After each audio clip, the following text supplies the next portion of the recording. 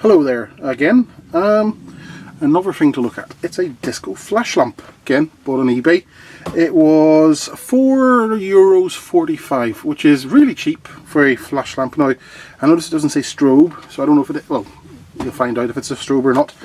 The difference between something that just flashes and something that strobes, mainly because strobe requires a much flash of a much shorter and higher duration, of a much higher intensity than a flash. So that's my understanding. Supply 220 volts, 50 to 60 hertz, fairly standard stuff. Function, strobe effect speed of 1 to 10 times per second.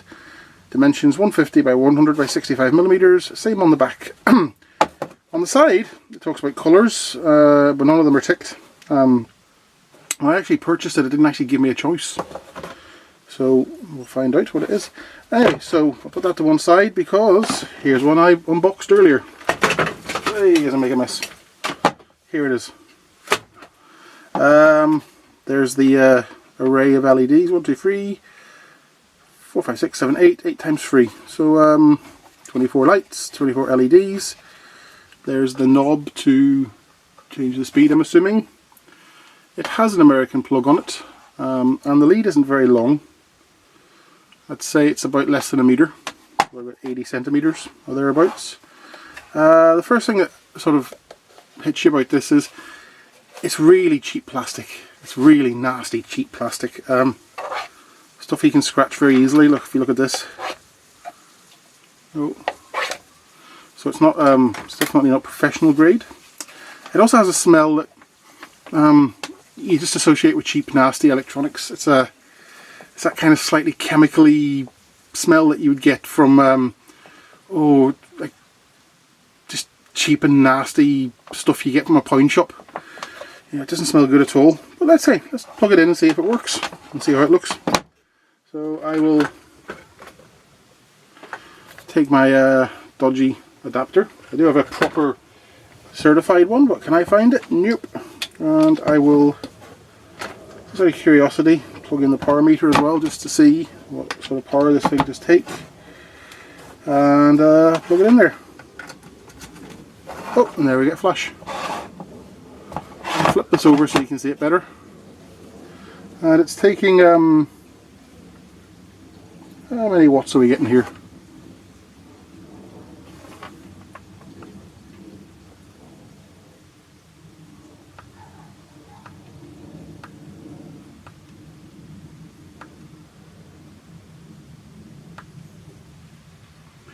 .4, which is way under what the device, the box said.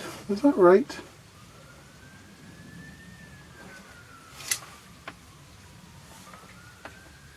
Yeah, 2.4 watts. I just had to query that. Let's see what happens if I change the flashing speed. Well, it goes down to 2.2. Turn it right to the top where it's 1 flash a second. 2.4. So a virtually negligible power drain on this, which isn't bad.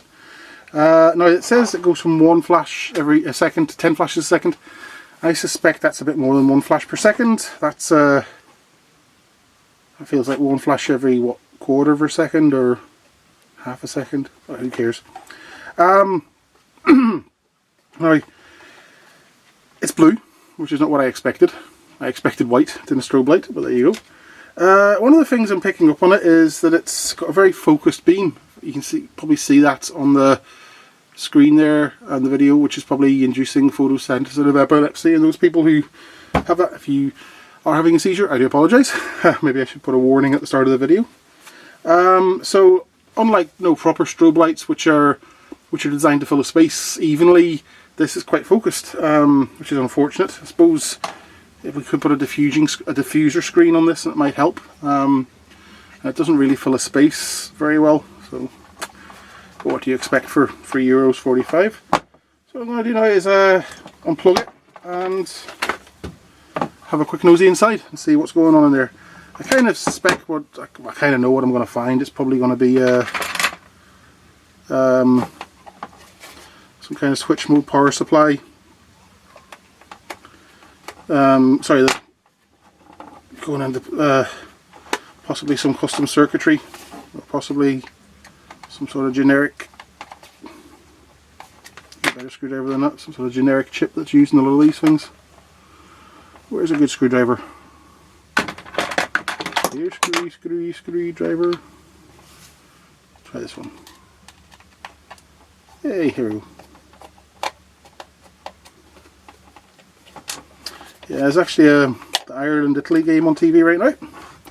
If Ireland wins, they go through to the last 16 of the UEFA 2016 Championship. Unfortunately, I have absolutely no interest whatsoever in football, or sports for that matter. I like rugby during the Six Nations and the Rugby World Cup because it's a fun game. That's the limit of my sporting enjoyment. Oh no, I like darts. Darts is good.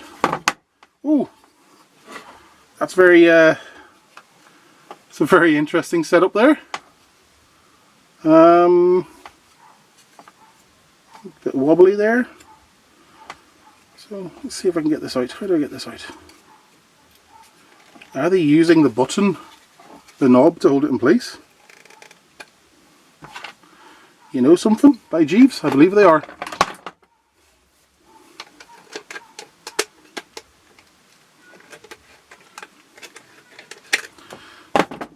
Yes, they are.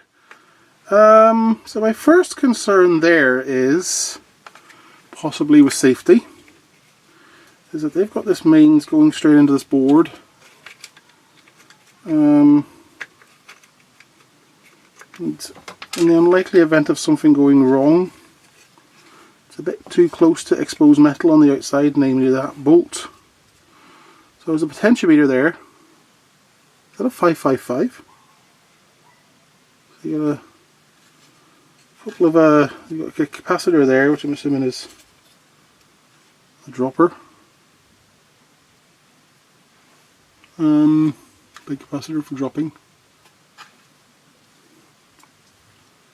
Some mains resistors. Nope, not mains resistors there.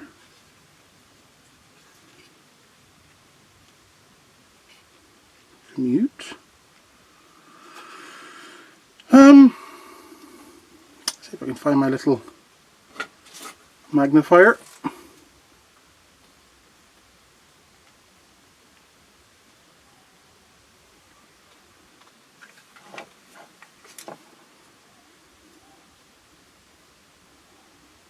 Still here.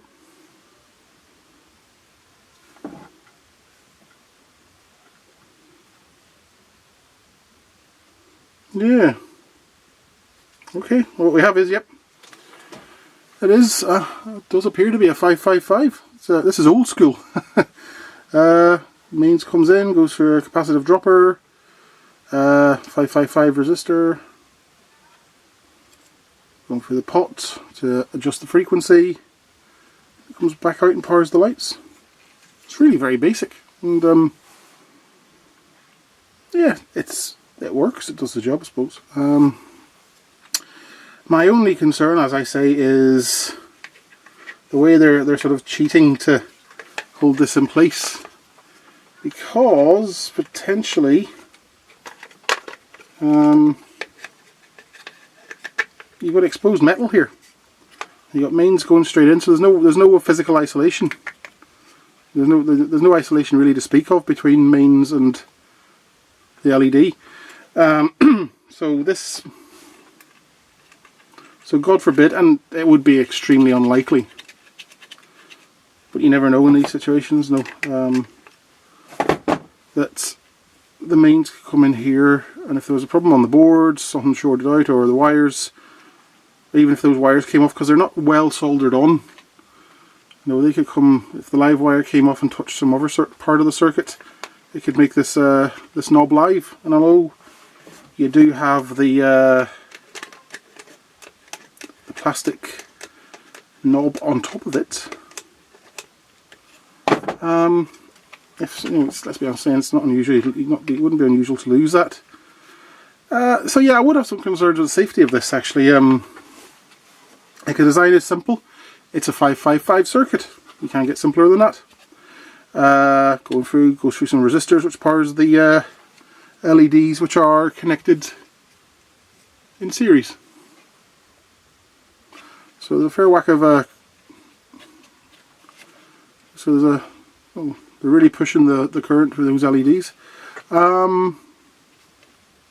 Yeah, the biggest concern is there's really not enough separation between the incoming mains and this. No, unlikely that anything bad would happen, but you never know what could. And stuff like this, if it's going to get, like you might, what I'd be concerned is like if you get some sort of travelling disco guy, you know, who the sort of guy who sets up in your local pub on a Friday night and sings relatively low-grade cover versions of well-known songs. So you've got some guy in his 50s with a Korg MIDI player synthesizer, the sort of ones that you put your MIDI tracks into, and plays some music, and he plays his guitar, and he's trying to sing some sort of Taylor Swift song, but in the style of a club singer. So it's like, shake it off, or whatever. Yeah, I'm rambling on now, but anyway, so he'd be the sort of guy who would buy a lot of this gear just to sort of fancy up his show. If it's getting moved around a lot, it's getting bashed around a lot, you know, I could see this, you know, potential issue here.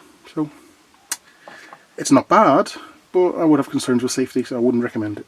So if you are sort of person who'd be into and wanting to buy something like this, then it's probably best to spend a few extra quid and get something from a well-known brand.